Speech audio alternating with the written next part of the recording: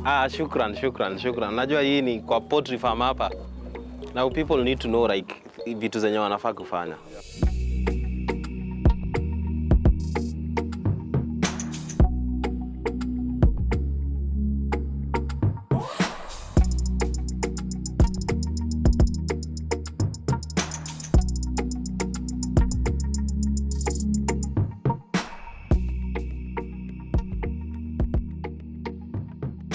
For a first-time poultry farmer, venturing in can be a bit tricky.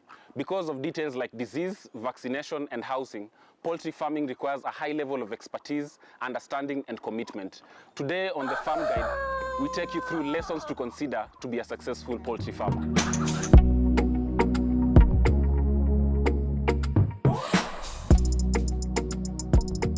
For poultry farmer, you require to have a few things in mind as you intend to get into that business. And of course, even for a continuing farmer, they can also run a few tips from this. So for the one who is green and getting into this space, the poultry farming space, then they need to consider like where they are going to locate their business. Yes, that is matters housing.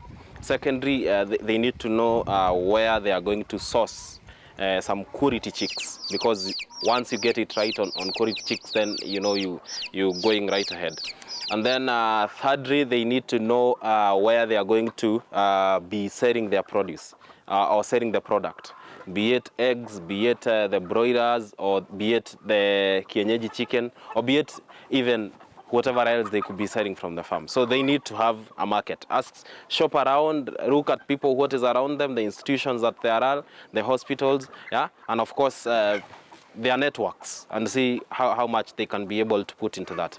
And lastly, things like a good person to take care of your farm. That could be maybe a farm manager or a farm hand, just to help you run the farm and make sure that routine practices on a daily basis they are running without any error, and making sure that things like diseases, if they spot them, they are able even to report on time, so that then they can be acted on time, as well as a good biosecurity, because that is very important, just to keep off diseases from the farm, and making sure that in case then a disease strikes your farm, you're able to respond very fast, so that you kick out that particular disease as fast as you can.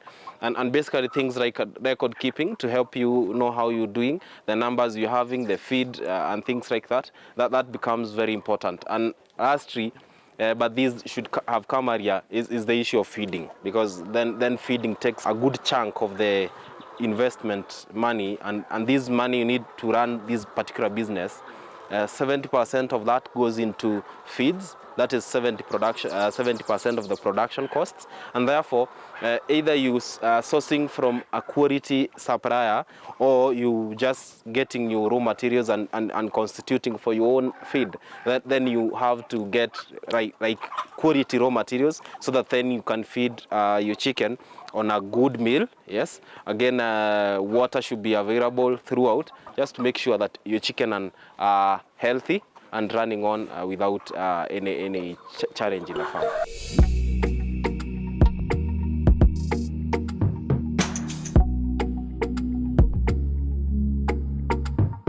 When it comes to your breeding stock, I mean, or your poultry stock, you would always look out for a good supplier or a credible supplier. There are so many people coming outside here saying, I supply day-old chicks, we do this kind of business, they just bought a hatching machine and they are doing this business. But you find that the practices that they follow right from the egg, they are not good, because at some point then you find that your chicken were infected through the egg, and therefore by the time they are about a few weeks, then you find that your chicken are dying and this kind of thing. So, but there are reputable breeders all over the country who have where people can source some good quality chicks, and once then you bring them from there. In fact, even some of them vaccinate your chicken when they are day-old, some part of vaccine, the first one. So you find that they have already vaccinated for you when they are giving you. Then now once you reach your farm, you just continue with the rest of the vaccination protocol. And the beauty is that for these ones that the reputable breeders, you are looking for quality, the quality of chicks that you're buying from that, and they should also be free of diseases, and they should be healthy. Yeah.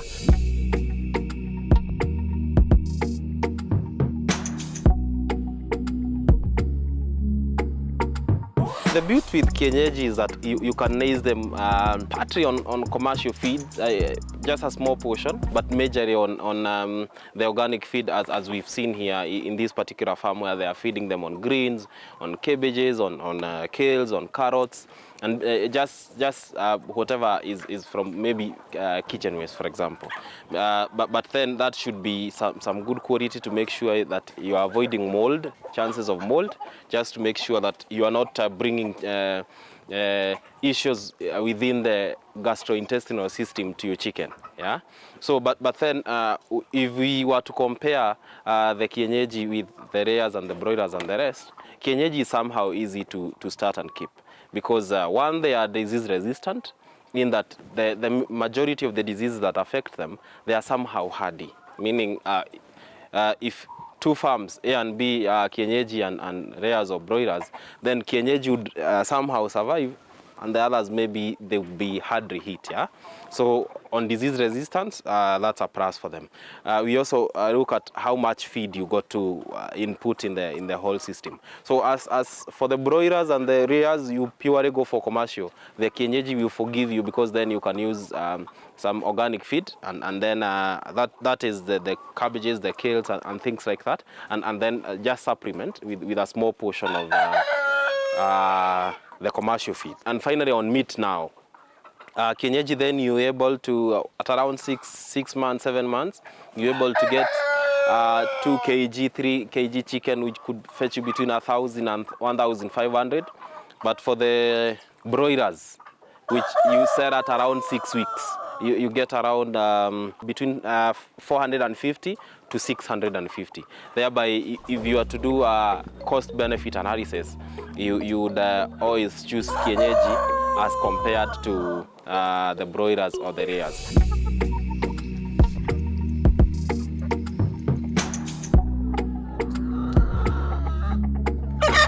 Housing becomes a fundamental issue when you're talking about chicken, because imagine these one have so many predators. There are dogs, there are cats, there are people who would want to steal from your neighborhood, you know. So then in this case, you need a secure location to be able to put up this. And then now when it comes to the real structure, you need to make sure that the different birds have different structures. Yeah. For the young chickens that you're bringing in, say a day old, you make sure that you have a brooder ready. Yeah, just to make sure, because they cannot be able to thermoregulate or to control their temperature, then you intend to have a nice room that you can use cardboards to just cross them in. Maybe you can cut a cardboard into two and then join into a circle, and then you can put in your infrared or a jiko or something, just to make sure that then you are able to heat that. Other people are using biogas just to provide a source of heat, and then they are connecting pipes, and then they can be able to heat the presses. The disadvantage of using a jiko is that the carbon monoxide produced from those can really kill your chicken very fast. Yeah, but the temperature in the brooder really should be from around 35 degrees. You scale down 2 degrees every week until maybe 4 weeks. From that point, they don't need to be provided warmth, and then from there they are able just to move on to the next phase. So the houses become very critical, and what you want to consider is that the ventilation is right. Just making sure you can raise about 3 feet or 4, and then from there you do mesh wire, yeah, just to make maybe a cuckoo net or something, just to make sure that even wild birds cannot access your chicken, yeah, just to keep off these diseases, the diseases that the wild birds could be carrying. You want to again orientate it into east-west orientation to make sure that the sun is passing overhead, just to avoid the excessive sunlight that will be coming into the chicken houses, and thereby causing heat stress. Yeah. The ventilation, again, you make sure that it is sufficient air flowing through to avoid cases of even ammonia, because ammonia, so much ammonia in the chicken house can really cause them to have respiratory infections, which could really at some point kill your chicken. Yeah. So those are things you'd consider in a house.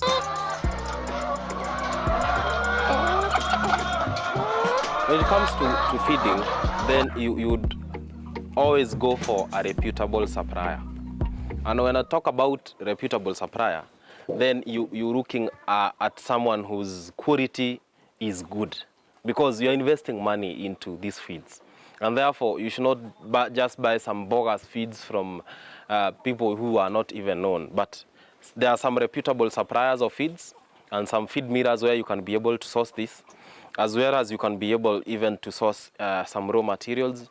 That is the maize germ, the maize bran, the wheat bran, some cotton seed cake, sunflower seed cake, some omena, even mineral salt and vitamin premixes, and then you can just mix in rations as guided by a vet. There are usually formulas on how you can mix the different variety for the different ages of birds, and then you're able to make your own. Because then you are talking about chick mash, we're talking about the grower's mash, you're talking about the rear's mash, or even the crumbs and the pellets, yeah?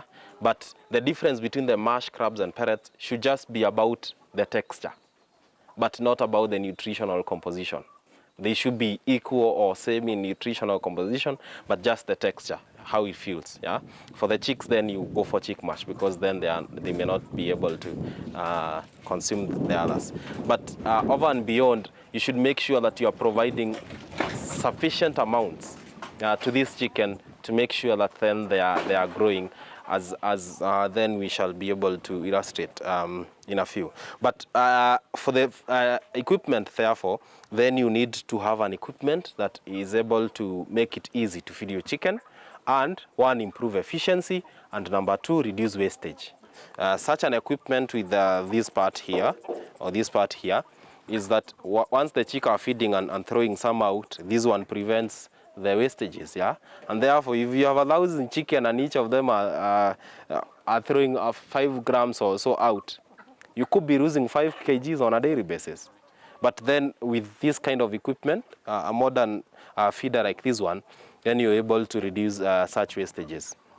For the drinkers, then you can improvise or just use whatever you can buy on the shops, but just make sure that the water quality that you're giving your animals, I mean your birds, is the same water that you can drink. I always say, whatever water you're feeding your animals, if you can't drink that water, don't give it to your animals. Because then we're thinking about this water is the one that will be used to make part of the egg or part of the meat, yeah? And therefore, if you're feeding chicken dirty water, they start diarrheaing, and you do not want any incidents of disease coming to your farm. And the same water, again, we go into the eggs, and therefore, if you fed them dirty water, you're going to get dirty eggs or an unhygienic meat. Therefore, those are things that then you should consider.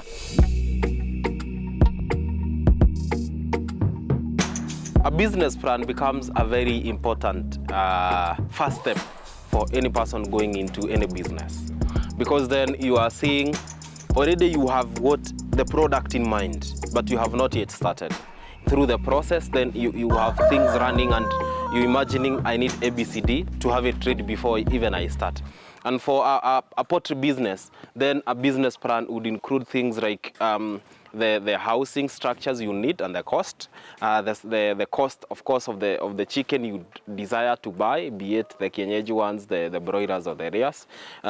Feed becomes very important, how much you'd invest on a day-to-day basis from the point they get into your farm up to when you sell them or when you sell the products, and as well as the market, like where do you think or intend to be selling your products? Are you going to do value addition, or you just going to just sell the whole thing to the market?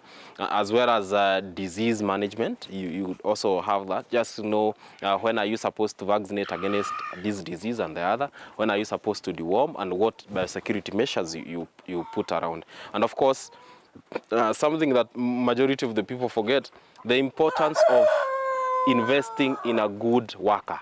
That is what we call someone to help you in the farm, be it a farm manager or animal husbandry. Because once you get that right, they are able to even solve other things for you, even when you are not in the farm, in case then you are not the one who is running the farm. My advice to someone who wants to venture into poultry farming, just do your research right.